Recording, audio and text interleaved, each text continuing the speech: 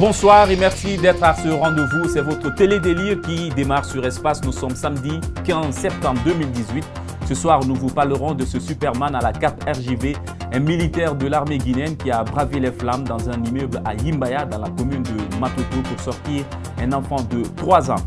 Cette semaine, Dadi a reçu la nouvelle politique nationale de la culture. La remise a fait l'objet d'une grande cérémonie, un folklore au Palais du Peuple, troupe théâtrale, artistique, photographes, danseurs, presque toutes les corporations étaient représentées. Retour sur une journée à l'allure d'une fête nationale. Je suis très heureux de vous savoir nombreux et pour l'intérêt que vous accordez à ce journal. L'info, comme la plupart d'entre vous, nous l'avons apprise sur les réseaux sociaux. Un enfant sauvé d'un grave incendie à Yimbaya, dans la commune de Matoto. L'auteur de cet acte hautement héroïque est un militaire de la Grande Muette. Caporal-chef Moussa Souma, c'est son nom, a réussi, même pas réussi, à oser ce que peu de corps habillés oseraient. Qu'est-ce qui s'est passé? Caporal Souma est arrivé. Il a demandé la description de la maison. Il a demandé ce qui était. On a dit qu'il y a un enfant qui était coincé, un enfant de 3 ans et demi. Il a dit non. Vraiment, moi j'ai porté cette tenue pour défendre l'intégrité territoriale et j'ai prêté serment pour sauver des vies. À la différence d'un professeur d'histoire, il a vécu les faits. L'acteur principal, donc il était au cœur de l'action. Hein? Elle est encore fraîche, l'histoire du désormais français Mamadou Gassama qui avait sauvé in extremis un enfant suspendu dans le vide le 26 mai dernier à Paris. Ça a paru distrayant quand certains disaient qu'il a été sauvé par Raphaël, ce qui n'est pas d'ailleurs à nier dans une certaine mesure. Mais il faut reconnaître aussi que Gassama a été sauvé par l'auteur de la vidéo qui avait fait le tour du monde. Non, non, non, non, non. On se doit le respect au pays de Dadi. On peut peut-être traiter ce lanceur d'alerte de tous les noms d'Israël, mais grâce à lui, eh bien, il y a une trace de cet acte héroïque. Mamadou Gassama, ses enfants qui seront nés en France, ses petits-fils, verront toujours ce sauvetage et voueront eh bien, un respect religieux aux messieurs. Dommage qu'on n'ait pas eu de vidéo de sauvetage du caporal Souma. Et qu'est-ce qui s'est passé? Pourquoi personne n'a pensé filmer la scène? On s'est contenté des témoignages et tout le monde a été capté par cette histoire. Ce qui est vraiment à apprécier est que les Guinéens ont démontré le sens de la reconnaissance, c'est-à-dire qu'ils ont montré qu'une bonne action doit être récompensée. Vous le savez déjà, l'image que nous avons de notre armée a mauvaise presse. Un vieux m'a dit un jour, l'ingratitude notoire envers nos élites et nos héros est une malédiction pour ce pays. Et vous êtes d'accord avec moi qu'il a raison. J'aurais pu vous raconter l'histoire de quelques-uns, mais prière de me laisser gérer ce quart d'heure qui m'est imparti et pour dire finalement que grâce aux internautes, cette histoire n'est pas passée sous silence. Eh bien, Monsieur le Président de la République a reçu le caporal, désormais caporal-chef Moussa Souma à la présidence. C'est vraiment une bonne action. Mais bien avant lui, d'ailleurs, je voulais dire d'abord merci à Monsieur le Président, Dadi. Et ce jeudi, le caporal, bien avant donc le jeudi, le caporal Moussa Souma a été honoré par le ministère de la Citoyenneté et de l'Unité nationale. Il a reçu le prix du civisme. Merci aussi au ministre Gassama. Eh bien, un grade, vraiment, ça ne devrait pas tuer. D'ailleurs, les sapeurs-pompiers, ils étaient où? Personne ne répond. On ne peut pas nous dire qu'il n'y avait pas d'eau. Ah non, c'est l'hivernage. Il a plu des cordes ces derniers jours. Que disent les citoyens de cet acte héroïque et quel regard ont-ils des services de la protection civile? Nous leur avons donné la parole. C'est le coin des vrais gens. Est-ce que vous êtes informé d'abord du militaire qui a sauvé l'enfant à Yimbaya? Bon, je peux dire, je n'ai pas suivi, mais j'ai entendu beaucoup de personnes à dire bon, ce qu'il a fait parfaitement. Si c'était moi ou en cas de cas, je pouvais me mettre, si c'était moi au gouvernement, je pouvais lui récompenser ce qu'il a fait. Bon, ce n'est pas tout le monde qui pouvait le faire, quoi. Est-ce que vous comprenez? Donc, on devait lui faire quelque chose, même donner quelque chose qui va lui montrer à les gens, pour les militaires, pour les encouragements, quoi. Même si les pompiers ne font pas leur action, quoi, nous-mêmes, Si on peut se prendre à nous chouettes, si c'était moi ou moins, on allait le récompenser quand même. On va parler des sapeurs-pompiers maintenant. Ils sont en Guinée, mais les sapeurs-pompiers là, moi je ne l'ai pas calculé. On dit en Conakry que sapeurs-pompiers, de un, il n'y a pas de route secondaire qui peut aller en cas d'urgence pompier, il n'y a pas de route. Ça trouvera qu'il peut rentrer là-bas, mais ça va trouver que le dégât a fini de faire. Si ce n'est pas les populations, il va trouver donc là où l'appelé ne peut pas s'engager, vous comprenez quoi. Moi, c'est tout ce que j'ai dit. Est-ce qu'ils font leur boulot réellement? Non, ils ne font pas leur boulot réellement.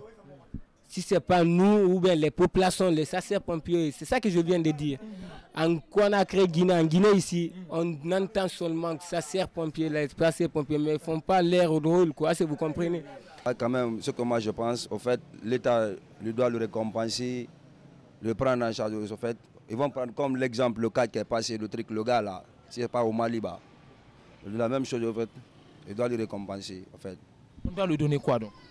Ah, quand même si c'est pour moi, si c'est un autre job, ou bien pour le faire grader, il n'a qu'à lui donner ça. Ça c'est bon, lui donner des grades aussi, c'est bon. Comment vous voyez les sapeurs-pompiers en Guinée? Est-ce qu'ils vraiment jouent le rôle? Non, les sapeurs-pompiers en Guinée ne jouent pas leur rôle, en fait. C'est parce qu'ils viennent le mettre ça après la mort. Comment ça, expliquez-nous, terre à terre? C'est parce que tu peux l'appeler, il peut te dire, ils n'ont pas de carburant, de truc, il y a des retards aussi. Le temps qu'ils vont venir, ça trouvera que c'est déjà le feu. Oui. Aller aux prières d'abord, quoi. Dites-nous juste une question. Dites-nous, qu'est-ce que vous pensez du militaire qui a sauvé l'enfant à Imbaya? Moi, tu ne peux pas parler français, quoi. Non, un peu seulement, on parle un peu seulement. Dites-nous, vous connaissez quand même le militaire qui a sauvé l'enfant? Non, je ne connais pas. Vous ne le connaissez pas? D'accord. Les sapeurs-pompiers, vous les connaissez quand même? Non, non. Vous n'avez jamais vu de sapeurs-pompiers? Je ne connais pas. Le militaire qui a pu sauver l'enfant à Imbaya, vraiment, je suis très heureux dans ça. Je suis très content. Vraiment, il a bien fait. Ça se doit comme ça. Si quelqu'un tient, comment on dit ça, tient en autorité, tu dois sauver l'enfant. L'enfant, c'est un enfant qui fait tout pour nous. C'est notre fils. Vraiment, le gars a bien fait. Comment vous percevez le rôle des sapeurs-pompiers en Guinée? Oh, le rôle de eux, il ne fait pas son rôle. Il ne connaît pas faire son rôle. Même si tu l'appelles ici tout de suite là, tu appelles le pompier de venir, tu appelles leur numéro, eux ne viennent pas. Ils ne viennent pas. Même si notre est à côté de nous ici à Nongo, et il y a un cas là-bas qui a fait là-bas, nous on a appelé le pompier a refusé de venir. Vous vous souvenez sans doute de cette séquence. C'est Yara Ijeng, Nene Bambeto. Dites à Alpha Condé ce qu'il est en train de faire, c'est vilain. Écoutez, écoutez. Je dis écoutez d'abord. Dites à Alpha Condé ce qu'il est en train de faire, c'est vilain. Oui, c'est vilain. Un président ne doit pas se comporter comme ça. Avec des faux ministres qui ne disent pas la vérité. On est marre de ça, hein. Nene Bambeto, pour ceux qui ne la connaissent pas, bon, maintenant vous la connaissez, comme les politiciens Mouktar Diallo, Abakar Silla et tant d'autres avant et après eux, les militants ont compris eux aussi que la politique n'est pas une religion. Et même elle, il y en a qui y rentrent et qui y ressortent. Ça serait donc injuste d'en vouloir à cette dame et sa bande qui ont adhéré au Parti jaune le week-end dernier. Revoyez avec moi la scène avec cet accueil bien chaleureux sur un air provocateur.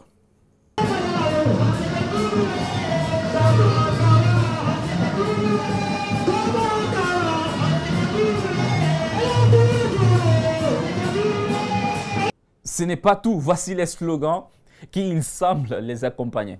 Il y a également le slogan qui les accompagne.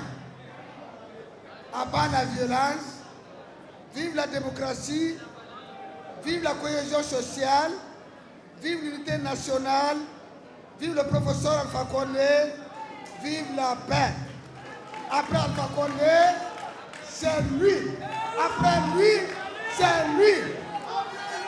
C'est lui. Après lui, c'est lui. Vive le grand parti, le RPG, Arc-en-Ciel. Grosse bourde. Et dire que ces slogans leur ont été dictés. L'auteur est un cacique du parti. Vive le RPG Arc-en-Ciel. Vive le président Alpha Condé. Vive Madame Halimatou. Vive M. Diane, Madame Camara. Vive Moïse Sidem. Vive le ministre Benjamin Sow.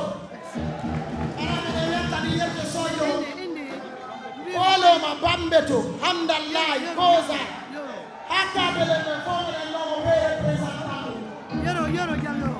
Et décidément, c'est la machine à slogan du Parti jaune. Vive les jeunes, vive les sages, vive les donzos, vive le bureau politique national du RPG. Avant 332 motards, en Guinée-Balagaou, Abira. Guidi Médounia et Birimbaré Balso Alpha Condé, 3000 personnes. 3000 personnes. 300 et 3000, c'est énorme. Après tout, personne n'est condamné à y croire. 3000. De toutes les façons, le mensonge est dépénalisé dans le pays de Dadi. 300 ou 3000, peu importe les chiffres exacts. C'était trop beau pour être beau. C'est ça. Et ce regard, par exemple, en disent long sur la crédibilité de cette mobilisation. Je ne retrouve pas mon cachet. Et dans le feu de l'action, nous nous sommes tournés vers le public pour voir ces 300 et 3000 jeunes adhérents. Ah, on ne veut pas être vu? Il faut assumer ces actions jeunes. Venons-en au propos. Pourquoi ont-ils adhéré au parti? Ils ont répondu ceci. Bonsoir à vous. Vivre Alpha Condé. Je m'appelle Mamad Lamarana Diallo. Aujourd'hui, on est venu pour Alpha Condé pour la paix. Ce n'est pas pour faire la guerre. Surtout à Bambeto, à cause, à Koloma, on doit se donner la main. Après, sans tuer les gens, sans braquer les gens, on doit donner notre main. Surtout les Peuls, avec les Soussous, les Landouma, les Maninké, on doit se donner les mains. Nous sommes des Guinéens. Vivre Alpha Condé, vivre Kassori. Toujours. Big up à vous. Nous sommes là aujourd'hui pour représenter la commune Ratoma. C'est-à-dire qu'il y a eu beaucoup de violence sur cet axe et puis on a perdu beaucoup de nos amis. Donc au prix de tout ce qui s'est passé, nous venons maintenant pour se donner la main.